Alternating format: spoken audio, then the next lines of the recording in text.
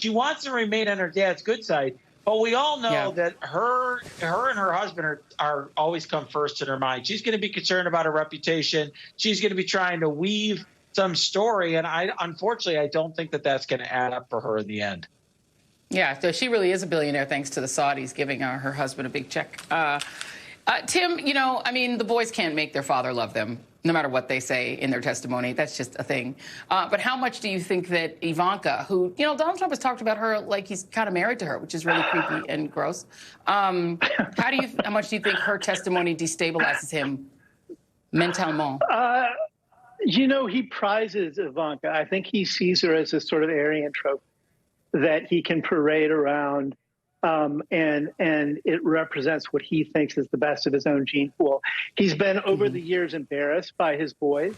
To a certain extent, both of the boys are fence posts, and he hasn't really ever had the same pride in them that he's taken in Ivanka. And I think she, over the years, has made sure to stay in his good graces while not going completely off the reservation in any way. But she's also never been as robustly in his corner and as completely MAGA as the boys are.